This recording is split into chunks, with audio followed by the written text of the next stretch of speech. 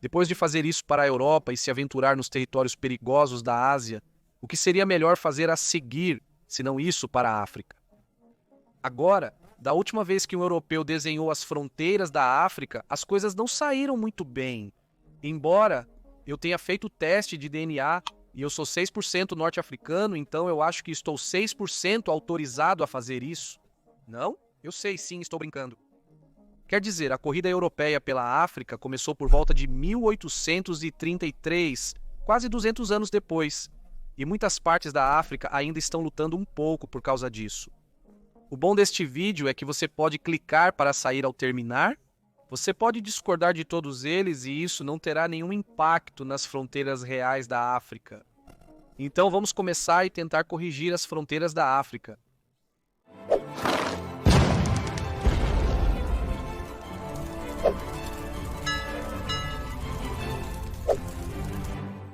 Vou levar em conta principalmente duas coisas ao redesenhar essas linhas. Áreas de controle de facto, então territórios que não estão oficialmente divididos, mas de facto estão divididos, como a Somália, sabe que perdeu a Somalilândia? Não é um país oficial, mas existe por si só. E também divisões potenciais baseadas em fronteiras mais limpas e também divisões de grupos étnicos no terreno. Vamos começar. Primeiro, Marrocos. A primeira coisa que precisa mudar imediatamente para o Marrocos é a anexação da Plaza de Soberania Espanhola. Quer dizer, o colonialismo acabou Espanha. Não faz sentido você ter esses territórios isolados em outro continente ao lado de outro país. Em seguida, eu proporia uma solução para o Saara Ocidental. Reivindicado pelo Marrocos, mas possui movimento próprio de independência, acredito que todos têm o direito à autodeterminação e por isso eu criaria uma república saarauí. No entanto, eu limitaria isso às zonas de controle de facto da Frente Polisário, que é o seu governo, de certa forma, juntamente com uma pequena área de acesso ao Oceano Atlântico, concedendo o resto do território ao Marrocos, já que eles já o controlam de uma forma de compromisso. Então, nós nos movemos para o oeste, e acho que a primeira ordem de negócios aqui é tratar das regiões do deserto do Saara de todos esses países, com a possível criação de uma nação tuareg livre.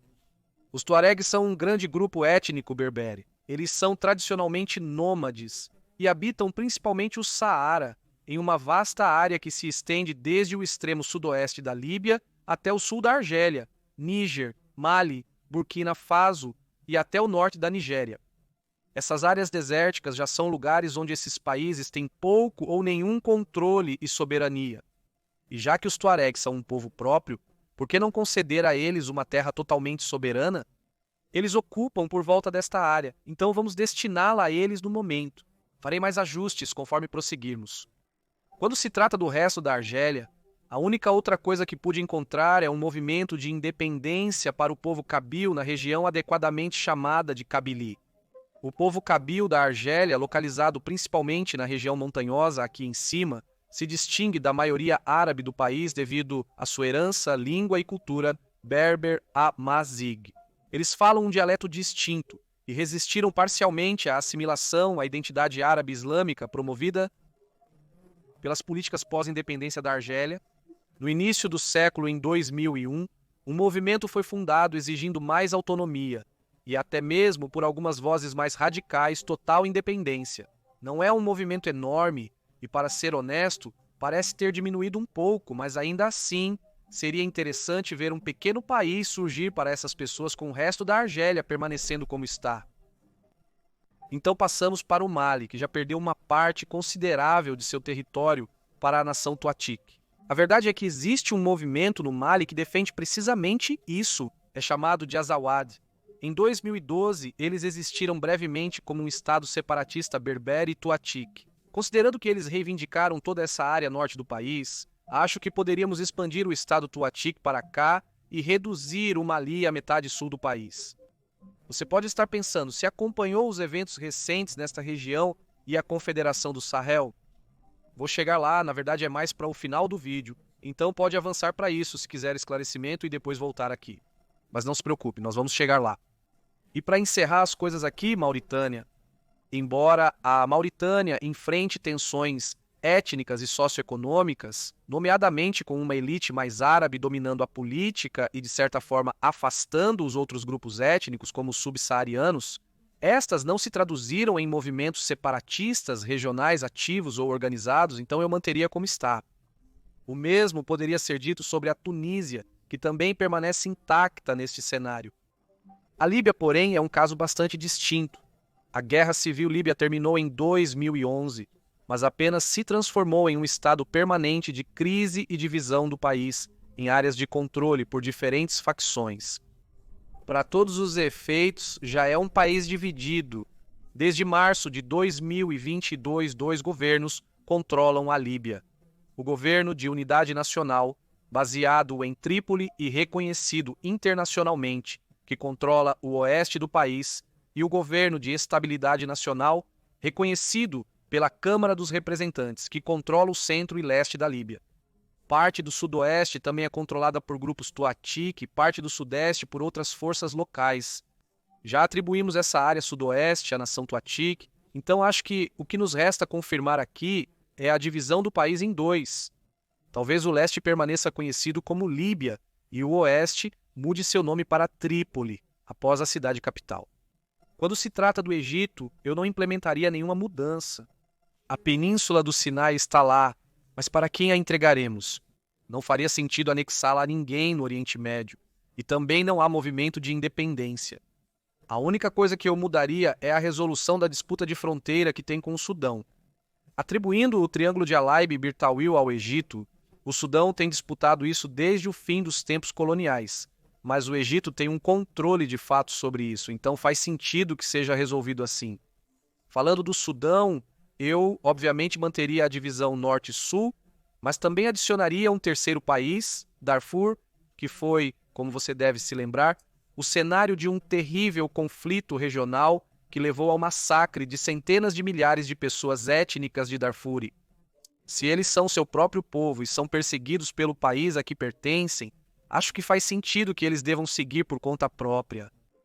O que nos leva à problemática região do nordeste da África com Eritreia, Djibouti, Etiópia e Somália. Vamos começar com a Eritreia. A Eritreia é etnicamente diversa, com 9 grupos étnicos reconhecidos. Um deles, o Afar, também vive como minoria nas vizinhas Djibouti e Etiópia. Isso poderia levar a um desejo de autonomia ou união com os Afar além das fronteiras. É improvável, mas para o bem do hipotético, vamos incluí-lo aqui, com as regiões Afar da Eritreia e Etiópia, sendo anexadas pelo Djibouti, que de outra forma permaneceria o mesmo, mas aqui expande seu território vastamente. Além do Afar separatista, acho que o povo tigrai também precisaria ter seu próprio país. Eles buscaram a independência da Etiópia no passado, e apesar do fim do conflito, a tensão persiste. Um novo país seria criado principalmente a partir da Etiópia e parte da Eritreia, que fora isso permaneceria a mesma. A Etiópia, contudo, pode ser mais complexa. Tendo já perdido esses 2 territórios também, ela poderia perder também um território oriental, já que a maioria das pessoas lá são somalis, e poderiam buscar a união com a Somália, que por sua vez perderia a Somalilândia, um estado independente de fato já separado, que apenas precisa que sua soberania seja confirmada em nível internacional. O resto da Etiópia, eu acho, permaneceria inteiro, mas o fato de que a maioria das pessoas Oromo prevalentes nas regiões centrais também estão insatisfeitas com o governo central, juntamente com esses outros estados potencialmente se separando, poderia levar a um colapso total do país, com Oromia se tornando sua própria nação independente, Amhara no norte seguindo o mesmo caminho, e as outras nações do sul também se separando. Diretamente ao sul dela, e contrastando com uma balcanização, eu acho que uma união da sempre prometida Federação da África Oriental finalmente deveria acontecer. Eu acho que, de uma perspectiva estratégica, foi um erro expandir o plano para a muito instável Somália, Sudão do Sul e a problemática República Democrática do Congo. E assim, eu acho que uma Federação da África Oriental, composta por seus proponentes originais de Burundi, Quênia, Ruanda, Tanzânia e Uganda, teria a maior chance de sucesso, criando verdadeiramente uma potencial superpotência na África Oriental. Para as ilhas da África Oriental, eu não acho que qualquer mudança aconteceria. Isso vale para Comores, Maurício, Reunião, Maiote, bem como Madagascar também, além das Seychelles. Não encontrei motivos para separação ou união. Comores continua reivindicando o Maiote da França, mas referendos mostram que os locais não desejam isso. E então passamos por um grupo de países que eu acho que ficariam mais ou menos como estão: Zâmbia, Zimbábue, Botsuana e Malawi. Ah, e a Namíbia também. Talvez a única mudança que eu implementaria lá seria a perda de seu cabo, atribuído apenas à Namíbia por antigas razões coloniais que talvez não façam mais tanto sentido. Neste caso, eu anexei-o a Botsuana. Ah, e claro, a criação de uma Barotselândia livre, principalmente dentro da Zâmbia, mas também retirando áreas de fronteira da República Democrática do Congo e do leste de Angola. Em retrospectiva, devemos dar a faixa de Caprivi a eles, pois essas pessoas também vivem na região. Esta região áspera é a terra natal do povo Bartus, um grupo unificado de mais de 46 tribos anteriormente diversas, relacionadas por parentesco ao longo do tempo. Eles já reivindicaram independência no passado e até já têm sua própria bandeira, bem como existência histórica como um império e reino antes do colonialismo europeu. Mudando para a África do Sul, eu lamentavelmente anexaria Eswatini e Lesoto à própria África do Sul, talvez sob algum tipo de acordo de região autônoma, mas a condição de nações sem litoral dos dois países não é fácil, e talvez a incorporação total os beneficiaria. Mas, como em todas as mudanças desta lista, diga-me nos comentários por que estou errado. Esse é o ponto, trazer esses assuntos para discussão e debate. Ensine-me por que Eswatini e Lesoto devem permanecer independentes. Para Moçambique é uma pergunta difícil. Eles enfrentam insurgências no norte e reclamações em quase todas as regiões, seja por não receberem o suficiente do governo central ou por contribuírem demais. Alguns exigem mais autonomia ou até independência. No entanto, não vejo como as regiões separatistas sobreviveriam por conta própria. Reconheço que isso pode soar um pouco hipócrita, já que o mesmo poderia ser dito sobre outras regiões que se separaram de um país, mas nesse caso parece ainda mais improvável. Uma confederação semi-autônoma pode ser o melhor caminho, enquanto para Angola acho que manteria o resto do território com exceção de perder seu esclave de Cabinda, uma pequena região territorialmente desconectada que é imensamente rica em recursos naturais e já exigiu independência anteriormente. Poderia meio que se tornar um Mônaco da África como um estado-cidade. Esse vídeo é longo, hein? Acho que como europeu você meio que perde um pouco a noção de quantos países a África tem. Passando para o resto da República Democrática do Congo. Muitos conflitos locais ocorrem, especialmente no leste, nas províncias de Kivu do Norte e Kivu do Sul, geralmente devido a disputas étnicas. Poderíamos hipotetizar estados separatistas de Kivu do Norte e Kivu do Sul, talvez juntos, enquanto o resto da República Democrática do Congo permaneceria como está, assim como a outra República do Congo. No Gabão, a província de Ugwe e Vindu às vezes exigiu mais autonomia, mas eu não acho forte o suficiente para rotulá-la como seu próprio país aqui. Guiné Equatorial permaneceria a mesma, assim como São Tomé Príncipe. Na República Centro-Africana, há movimentos como o Seleka, que acredito ser em todo o país, não limitado a uma única região, então as fronteiras provavelmente permaneceriam as mesmas. Enquanto no Chad, a região de Tibesti no norte, historicamente, viu sentimentos separatistas devido a divisões étnicas e políticas pelo povo Tobu, um grupo nômade nas montanhas. Se os Tuaregs conseguiram sua própria nação, por que eles também não deveriam? Voltando para a região da África Ocidental, podemos finalmente abordar o tema da Confederação do Sahel. Ela existe hoje e está dando passos em direção a uma possível união política completa composta por Burkina Faso, Níger e Mali, e isso, é claro, tiraria muito do território do Estado Tuareg, então um ajuste é necessário para o nosso cenário hipotético. Considerando que Azawad, dentro do Mali, também deseja a soberania Tuareg, acho que um compromisso poderia ser que o território permaneça Tuareg, assim como parte do norte do Níger, com o restante se tornando a Confederação Unida do Sahel. A região anglófona de Camarões conquistaria a independência. O sul dos Camarões lutou por autonomia por muito tempo e a criação de uma Amazônia soberana finalmente aconteceria aqui. Na Nigéria, Biafra também obteria sua independência. Eles lutaram por muito tempo sem sucesso por essa independência, então acho que é justo que eles a alcancem agora. E a Nigéria é um país muito distinto entre o norte e o sul. Na verdade, se você voltar um pouco na história, entenderá como inicialmente havia duas colônias separadas no norte e no sul, o norte sendo composto por mais populações muçulmanas e o sul por pessoas mais animistas ou cristãs. O fato de eles então se tornarem um único país foi meio que apenas culpa dos britânicos que queriam uma única colônia e então deram independência a todos juntos. Assim, uma eventual cisão entre norte e sul não seria tão implausível. Benin e Togoland permaneceriam os mesmos, enquanto o oeste de Togo poderia talvez se separar de Gana, unindo-se a Togo e expandindo ou existindo por conta própria.